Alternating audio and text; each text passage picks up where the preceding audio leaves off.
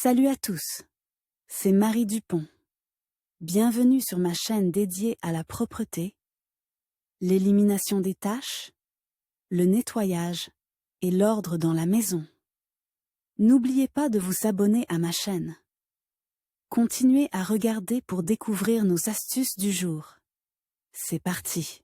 Les chaussures rares, surtout celles de tous les jours, se passent de lacets. Les chaussures pour hommes, les bottes, les baskets et les mocassins prévoient une telle méthode de fixation. Pour éviter qu'ils ne pendent sur la jambe, les nœuds habituels font l'affaire. Mais il est beaucoup plus audacieux de choisir un motif élégant et non standard. D'autant plus qu'il existe de nombreuses variantes de la façon de nouer joliment les lacets. Des couleurs, des longueurs et des textures différentes feront des lacets un véritable accessoire, avec lequel même de simples baskets tiendront au pied d'une manière nouvelle. Il faut un peu de temps et d'imagination pour se démarquer. Les lacets de chaussures tels que nous les connaissons aujourd'hui ont été inventés en Angleterre à la fin du XVIIIe siècle. Auparavant, les chaussures étaient attachées à l'aide de cordes, de bandes de cuir et de diverses boucles. Les lacets étaient faits de coton, de chanvre et d'autres matériaux naturels. Leur production est rapidement devenue rentable. Des nœuds réussis.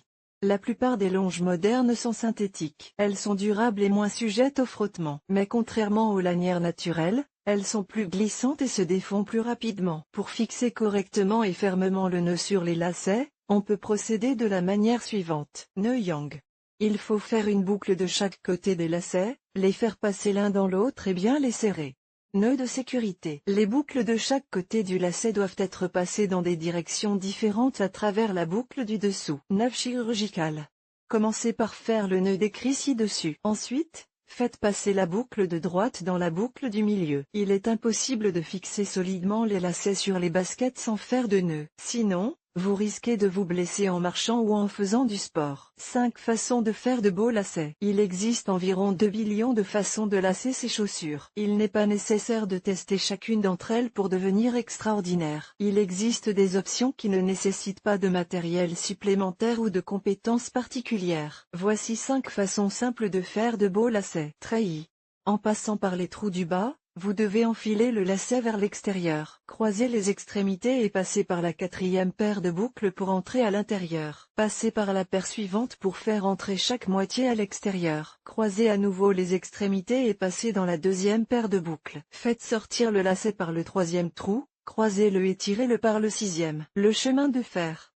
Passez la cravate par les trous du bas vers l'extérieur des deux côtés. Passez dans la 2e paire de trous vers l'intérieur. Croisez les extrémités. Passez sous la trame verticale de l'autre côté, puis passez par le 3e trou vers l'intérieur. Répétez l'opération jusqu'à la fin. Double croisement. Faites passer les lacets à l'intérieur par les boucles inférieures. Croisez les extrémités et faites-les passer à l'extérieur par la 3e paire. Croisez à nouveau en haut et faites passer les lacets à l'intérieur par la 2e paire. Croisez à nouveau en bas et passez à travers la 5e paire. Croisez en haut, passez par la 4e et sortez par la 6e. Enfilez les moitiés des liens à travers le trou du bas vers l'extérieur. Enroulez-les sous le poing, croisez-les et passez-les dans la paire de trous suivante. Répétez l'opération jusqu'à la fin. Damier. Vous aurez besoin de lacets de 2 couleurs. La première couleur servira à lacer les chaussures de façon à ce que l'extérieur soit constitué de lignes droites. Le lacet de la 2e couleur, ondulé, passe à travers le premier, en commençant par le bas. En haut, enroulez le lacet et continuez la vague vers le bas. Répétez l'opération plusieurs fois. Nouez les extrémités des lacets des 2 couleurs à l'intérieur. Le laçage en treillis et le double croisement ne s'effectuent que sur les chaussures à 6 trous. S'il y en a plus ou moins, on n'obtiendra pas un beau motif. Ou bien le nœud final sortira de travers, et il faudra le cacher sous la trame. Méthode universelle. L'objectif principal de tout laçage est la fixation. Le pied ne doit pas bouger d'un côté à l'autre, ni serré. La moindre gêne ou douleur est une raison pour lasser à nouveau les chaussures. Ne vous inquiétez pas si, pour cela, vous devez choisir des options plus simples. Laçage droit. Le laçage droit permet d'ajuster facilement le degré de tension et, si nécessaire, de laisser le point supérieur sans nœud. Pour ce faire, passez le lacet à l'intérieur des 2 côtés. Ensuite, faites passer une extrémité à l'extérieur par le 2e trou de droite et enfilez-la dans le 2e trou de gauche à l'intérieur. L'autre, dans le troisième trou à droite à travers le troisième trou à gauche. Répétez l'opération jusqu'en haut, en laissant une extrémité sans lacet. Le dernier point supérieur est réalisé avec la deuxième extrémité du lacet. Enfin, rentrez les deux parties du lacet à l'intérieur et fixez-les. Cette méthode est parfois utilisée par les athlètes pour le laçage des crampons. L'approche du nœud si les extrémités sont trop longues. La méthode de laçage par nœud sera utile. Le lacet doit être enfilé dans les premières boucles en partant du bas. Tissez les extrémités ensemble avec un nœud simple et passez-les dans les deuxièmes trous vers l'extérieur. Ces étapes doivent être répétées jusqu'au haut de la chaussure. Cette fixation est très fiable, car chaque point est renforcé par un nœud. Elle convient pour fixer des patins ou des chaussures de ski. Sans nœud, les moitiés de la chaussure sont reliées par des bandes de silicone spéciales et fixées par des clips. Les caractéristiques du matériau et la variété des couleurs permettent de créer un design et un motif unique. Pour cacher le nœud, il est noué sous la langue ou le pied. Il reste ainsi invisible quelle que soit la méthode de laçage. Un classique intemporel.